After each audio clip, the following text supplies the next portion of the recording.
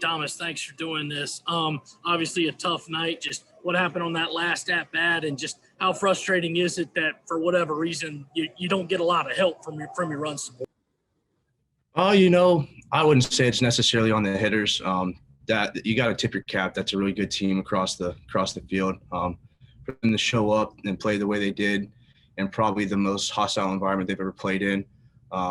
It's just a good ball game by them. You just tip your cap to them, and you hope you see them again in this regional and get a second chance at it.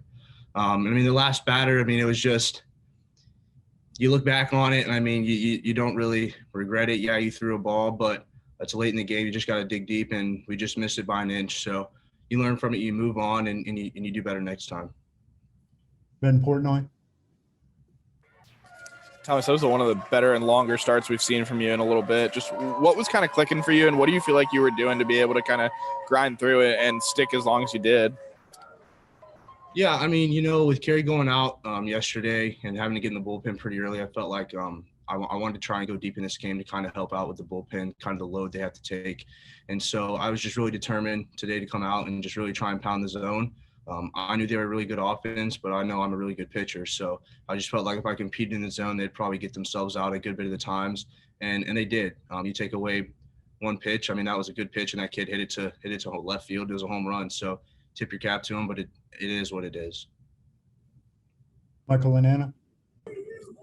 Thomas, I know you started this year in the Friday rotation, and it seems like down the stretch you might have had your struggles. Just how important was it to you to be able to go out there and have the kind of performance that you did, and just what's kind of the journey been like as far as just your confidence and the mental piece of it over these last few weeks?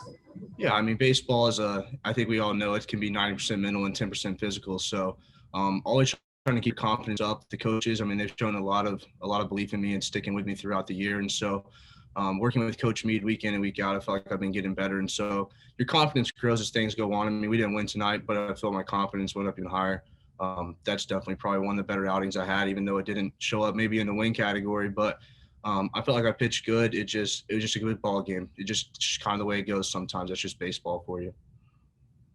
Colin Taylor.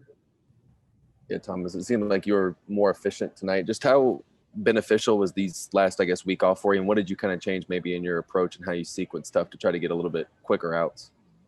Yeah, I would agree with you. I think the key for me has been the whole year is let's just throw strikes. Let's just compete in the zone. I feel like my stuff's good enough to compete against anybody in the country.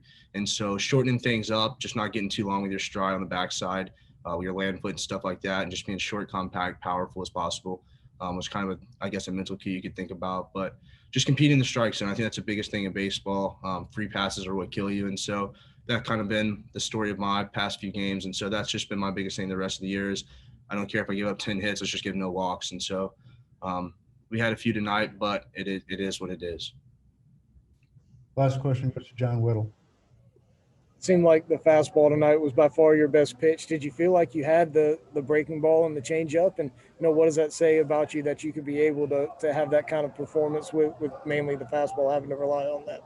Yeah, I think the changeup was definitely there. I think the curveball was there early too. My hands got pretty sweaty there at the end, and a few slipped out of my hand.